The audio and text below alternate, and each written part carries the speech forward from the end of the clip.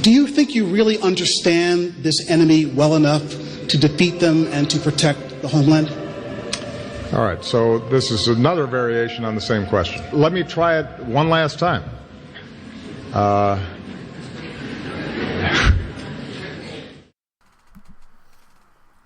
Oh, the pressure. Oh, the shame. The president can't even get love from his own people anymore. Mainstream media is calling him out on his... How would you describe it, folks? I would describe it as lackadaisical, complacent, almost even petulant behavior from the President of the United States, unwilling to admit a mistake, unwilling to change course, hopelessly unchanged. Doesn't matter how many people died. Doesn't matter what happened in France.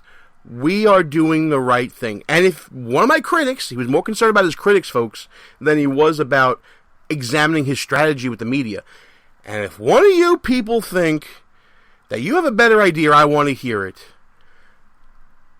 Doesn't that sound like a man without a plan? Well, if you think you can do something better than what I'm doing, go ahead. And, does he really have a plan? He didn't sound like it to me. He sounded like someone just exasperated by the mere notion of being questioned. How dare you ask a question of me 3 times that I refused to answer the first time? The arrogance, the audacity, if you will, of Obama. So what was the press looking for? You know what? Let's let them talk about it. Here's a compilation I put together from different compilations I found. Different media reaction, and from Bill Hemmer and Christiane Amanpour of Fox News and CNN, respectively. I think there's someone from the New York Times. The New York Times in there as well. I mean, I'm not going to talk about it. You listen to it and you tell me. And I was struck by how defensive he was, how much he's paying attention to his political critics. He answered about 6 or 7 specific charges or ideas that various critics of him, presidential candidate critics or otherwise, have made, and he used them as straw man. I was surprised by his tone. I was surprised by the defensiveness. He said something that was pretty incredible, according to many of the military experts here and around the world who I've spoken to, that our strategy is working. People do not believe that to be the case. The only strategy that's working is the strategy that he tends to dismiss, and that's the ground troop strategy. It's all very well to say the strategy is working, but it doesn't look like it's working when 130 people have just been killed at random in clubs and restaurants and the streets of Paris. And it seems to me that after this, we got it wrong. We said that ISIS was a regional threat. It's not. It's a global threat. If you were waiting to hear a U.S. president say, "I feel your pain," or if you were waiting to hear a U.S. president say, "It's them or us," that is not what you just heard. President Obama called the attacks here in Paris a setback at one point. He was asked, is it time for you to change your strategy? More or less, he said no.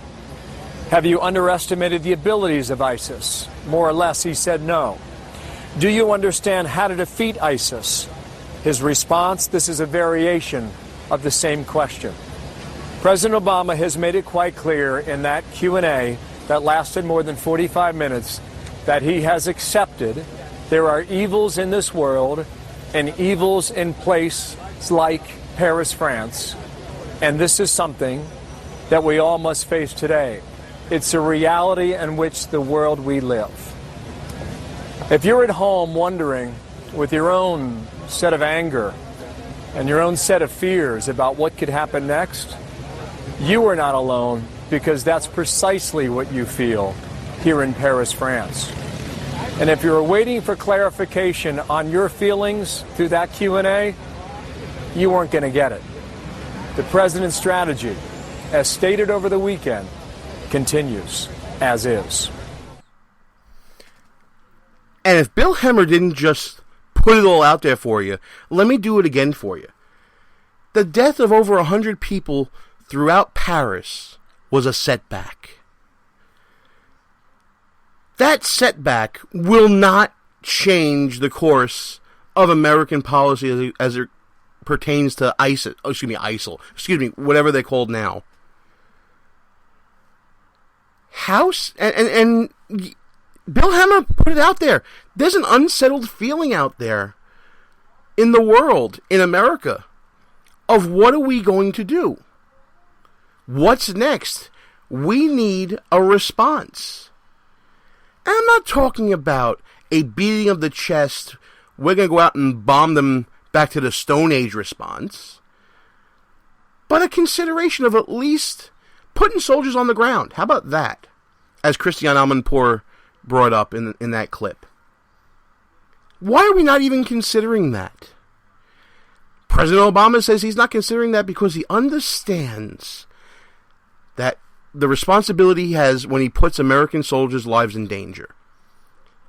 And I'm glad he said that, and that's all well and good. But I guarantee you, you ask any active duty soldier if they would stand idly by and allow the forces of terrorism to strike and kill innocent civilians, men, women, and children, anywhere in the world, I guarantee you those soldiers will say, send me there now, and I'll put an end to it. I don't think that the president has the pulse of his military. I don't think him and his advisors have the pulse of what's going on around the world and what people are craving for, and that's leadership. President Hollande, he's showing it. President, Prime Minister, I don't even know. I have to really brush up on my French politics. I have enough hard time of learning American politics and dealing with President Obama and understanding the change in political culture he's trying to bring. But you know what? The right response was, we're going to go get him, and then don't tell us how we're going to get him, and then acting, and then doing it. There are not a lot of airstrikes going on right now over ISIS-held territories. Not as much as compared to what we were doing in either Iraq War or any other military action we had in the Middle East. It's not the same, folks. It's just not the same.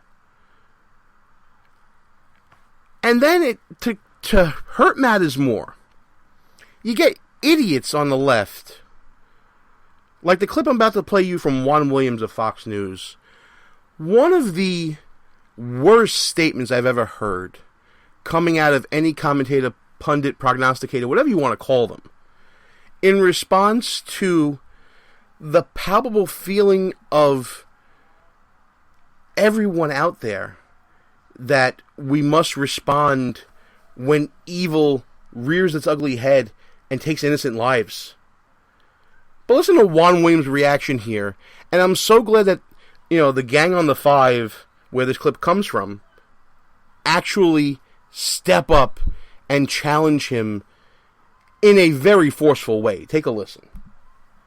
Hey, President Obama, guess what? Americans are dying. Right. Time to get on it. Time to say my strategy instead of defending your strategy. You're losing 30-0, and it's the fourth quarter. Time to get on it. Change your strategy. Recheck that its strategy is working line and come back with something, rephrase it and say we need to retool it and really attack ISIS. That would be helpful. Americans are dying? Yeah, well, an American died in that Oh, attack. one American, I said. Oh, my God, Juan. You can't minimize it. How many beheadings do we have to see? Remember James Foley, Stephen Sotomayor, But I'm so curious. Americans are dying. I think you're way. Talk about hype. This is what Obama talks about when people start popping off. You know what, Juan? We're popping off because blood is blood. I don't sit there and say American blood is more than the lives of other people or Christians that are being beheaded or children that are being crucified. Yes, sure. Does that matter to you? Oh, yes, of course. Because our president's not acting like it matters. Is that why you're so concerned about what's going on in Africa with Boko Haram? I am very concerned about that. You know why? Because they've declared allegiance to ISIS, in case you hadn't noticed. And this is part of the ever-increasing caliphate and the complete eradication of borders throughout the world. So Kimberly wants us to send troops into Africa now? I'm telling you that I have the will to do whatever it takes. And I am not seeing a president that shares that passion. Oh, only one American? Oh, well, you're blowing things out of proportion. Excuse me, but we have this whole movement in America called the Black Lives Matter movement, right? I guess French lives don't matter to Juan Williams? We're blowing it out of proportion? Come on, man. You're doing nothing but carrying the water for a failing administration, carrying the water for failed strategies, carrying the water for an administration who, hours before this attack that changed the world, said everything's contained when it comes to ISIS. And then you double down by trying to pull a punk racist card by saying, oh, well, you don't care about Boko Haram in Africa. Well, I guess neither did the president and the first lady when they only responded with hashtags and photos. Come on, man. What are you doing? That was the most inhumane, insensitive, disgusting comment I heard throughout this whole situation in Paris and at home dealing with this issue. Come on, you're better than that, Juan Williams. You know what, folks? We're going to take a break. I'm a little disgusted right now after hearing these reactions. The frustration's building a little bit. So what we're going to do now is we're going to take a quick break for some commercials real quick. Not a lot, just a couple. When we come back, we're going to come back to discuss domestic policy with former Oklahoma Congressman J.C. and the overreach at home and the failed policies at home that affect you and I coming from the IRS. Gene Baradelli, Behind Enemy Lines, on Spreaker. We'll be back right after these brief words. So what is Behind Enemy Lines anyway? This is the true story of two friends living in the People's Republic of New York City who work together and have their conversations taped to find out what happens when conservatives stop being politically correct and start getting real. We are Behind Enemy Lines. Watch your wallets. Thursdays at 1 on WNJC, part of the Conservative Commandos Radio Network. I'm Vito. And I'm Vito. And we're from WNJC's The Vito and Vito Show. Every Friday at 1 p.m., you can hear Vito and Vito bring you the perspectives of two college-age millennial conservatives who are committed to defending the principles of free markets, liberty, freedom, and individualism from Brooklyn, New York. Follow us on Twitter, Facebook, and Instagram at Vito and Vito Show, and check out our blog posts and articles at vitoandvito.com. Vito and Vito Show every Friday, 1 p.m. on WNJC 1360 AM, Philadelphia's Renaissance Station. In Brooklyn, it's nothing but the truth. Who might you save? Your mother, your father, your husband, uncle, aunt, son. Learn FAST, F-A-S-T, the sudden signs of a stroke, and you could save your friend, teacher, boss. F, face drooping. A, arm weakness. S, speech difficulty. T, time to call 911. F-A-S-T. That's F, face drooping. A, arm weakness. S, speech difficulty. T, time to call 911. The sooner they get to the hospital, the sooner they'll get treatment. And that can make a remarkable difference in the recovery of your neighbor, the waiter, grandmother, grandfather.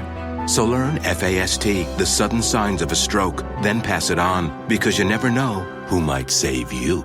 Your wife, your colleague. Spot a stroke fast. Visit strokeassociation.org. Brought to you by the American Stroke Association and the Ad Council. Behind Enemy Lines. Back on the air. Gene Baradelli, back behind enemy lines, and joining me on the line right now, it is a pleasure to be speaking with Oklahoma Congressman, and believe it or not, a great football player I hear in your time as well when you were in college, J.C. J.C., thank you for coming on the show today. How are you? Gene, thank you very much for having me. I'm doing well. You mentioned my football career. Most folks are listening to this.